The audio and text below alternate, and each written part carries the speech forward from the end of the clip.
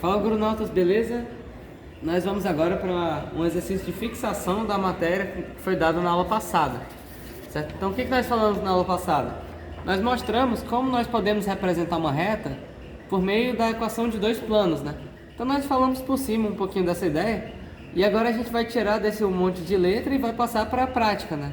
Vamos aplicar isso em questão na vida real, tá? Porque a gente chega na prova em questão, certo? E o objetivo dessas aulas é esse, é a gente aprender a mandar bem nas provas da faculdade, tá bom? Então, a questão que a gente vai fazer é a seguinte: eu quero determinar a posição relativa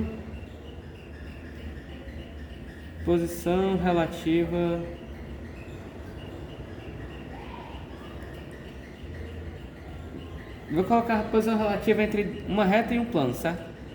A reta, eu já vou representar de cara como sendo a equação, como sendo a interseção de dois planos.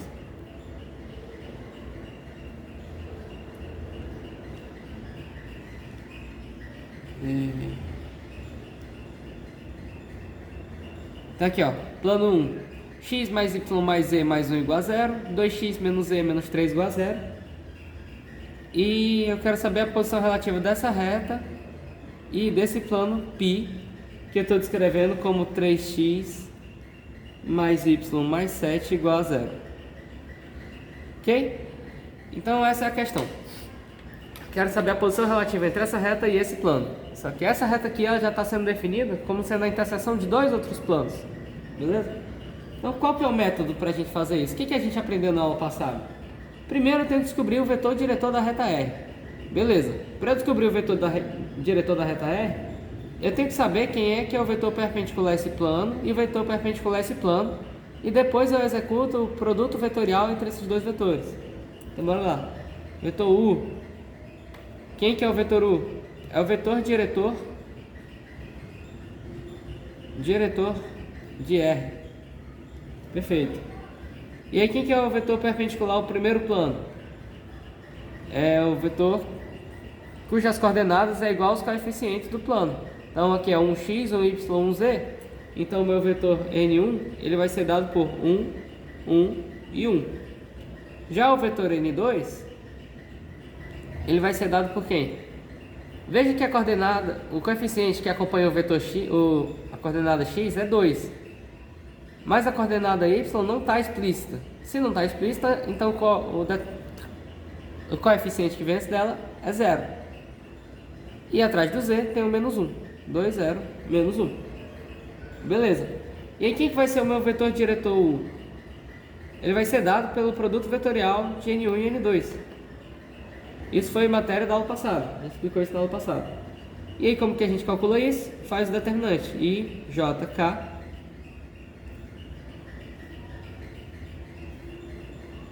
Coloca as coordenadas do primeiro vetor. Lembrando, o N1 ele parte daqui, ó. Ele parte desse primeiro plano. O N2 ele é perpendicular a esse segundo plano. Tá bom? Então aqui eu estou jogando as coordenadas do N1 e agora eu vou jogar as coordenadas do N2 nesse meu determinante. É sempre assim, tá? Então, é muito prático. Tipo, você pode não pegar a teoria direito e tal, mas essa é a praticidade da geometria analítica. E ela resolve as coisas sem você ter que imaginar o desenho delas. Tipo, eu falei, poxa, essa reta aqui é a interseção de dois planos. Você precisa desenhar os planos? Não, não precisa. Basta você trabalhar com essas equações. E aí, quando você faz isso, quem está no I, por exemplo, né? Lembrando, se você não está muito quente em determinante, né? Pô, não sei mais calcular um determinante, joga no YouTube aí, vê como calcula um determinante 3×3, tem uma infinidade de regras para tu aprender isso. E é importante saber, por exemplo, quem está acompanhando o I está aqui, ó, 1 vezes menos 1, né? Aqui já fica menos I, e aí depois o I vai descer, vai estar multiplicando esse carinha aqui, ó, 1, 0 e I, então aqui vai ficar 0I. Se é assim, o carinha que vem aqui no primeiro termo vai ser menos 1. E aí quando a gente faz o determinante, no geral, né, a gente vai encontrar alguma coisa I, alguma coisa J, alguma coisa K. Esses alguma coisa são justamente 3 e menos 2. Tá? Então essas aqui são as minhas coordenadas do vetor U, que é o vetor diretor da reta R. Lembrando, como eu obtive ele, fiz o produto vetorial de N1 e N2, que são os vetores perpendiculares a esse plano e a esse plano respectivamente. Beleza. Então, qual que é a minha situação aqui? Veja bem, eu tenho que descobrir a posição relativa entre R e esse plano aqui. Mas quem que é esse plano? Quem que é o vetor perpendicular a esse plano? Eu vou chamar esse vetor perpendicular de Nzinho, simplesmente Nzinho. Quais são as coordenadas dele? 3, 1 e 0. Repara que ele não tem coordenada Z aqui. 3x mais y mais 7 igual a 0. Beleza. E aí, vê o que vai acontecer. O que acontece na hora que eu faço o produto vetorial entre U e N? Eu tenho que analisar a posição relativa entre U e N, certo? Deixa eu fazer um esquema aqui da figura. A questão pede que eu olhe a posição relativa entre uma reta e um plano, certo? Então, imagina aqui meu plano π. Imagina esse meu vetor N aqui, normalzinho, N, que eu acabei de olhar. Acabei de descobrir as coordenadas dele e vi que são 3, 1 e 0. E aí, de repente, tem uma reta que está passando aqui no espaço, uma reta aleatória. E essa reta aleatória, ela tem um vetor diretor U, certo? O vetorzinho diretor aqui dela é tal que U é igual a menos 1, 3, 2. Então, vamos ver o que acontece. Se esse U, por exemplo, for paralelo ao N, então o vetor U vai ser perpendicular ao plano π.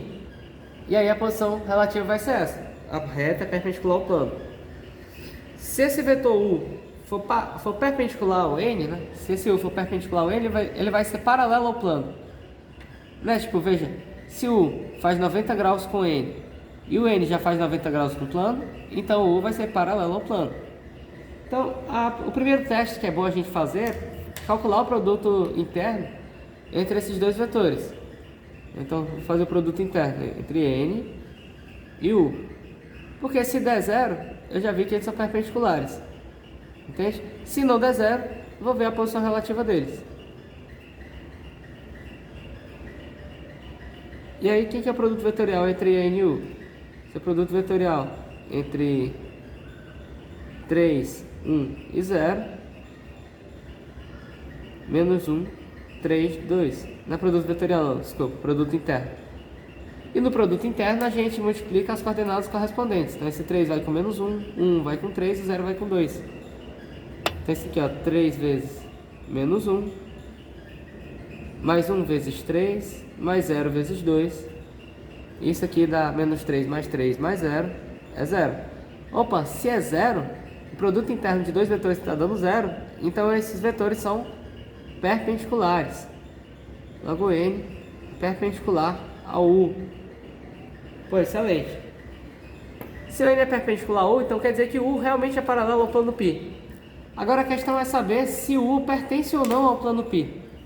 Que ele já é paralelo, eu já sei. Beleza. Então agora eu vou pegar um ponto qualquer e verificar se a reta pertence ao plano π. Então qualquer ponto nessa reta também pertence ao plano π, também obedece a essa equação do plano.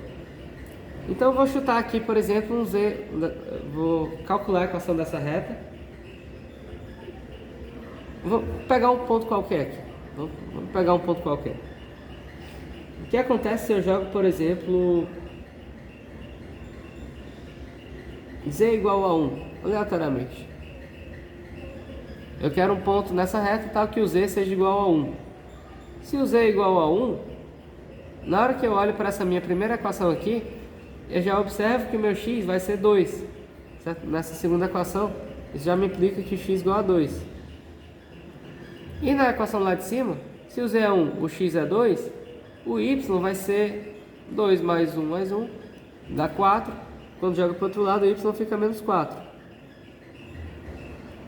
Que processo é esse que eu estou fazendo? Estou pegando um ponto qualquer na reta, certo? Por quê? Porque se a minha reta pertencer ao plano, então qualquer ponto que eu pegar nela também vai pertencer ao plano, certo?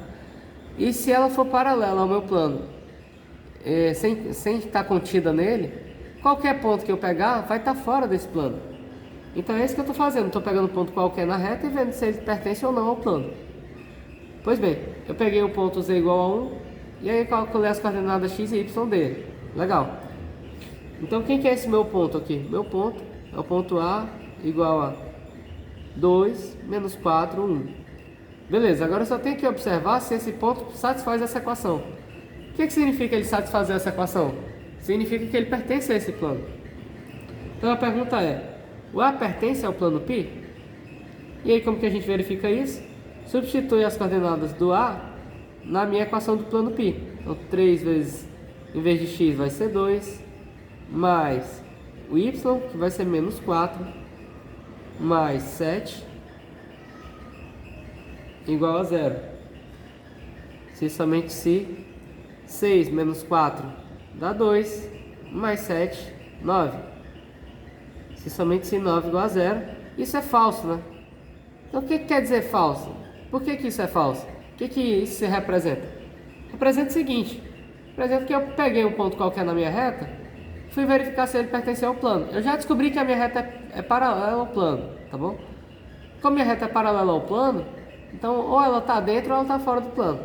Mas se ela estiver dentro, qualquer ponto dela pertence ao plano. Se ela estiver fora, qualquer ponto dela está fora do plano. E eu peguei um ponto qualquer nela e vi que está fora do plano. Se está fora, então a minha reta é só paralela ao plano.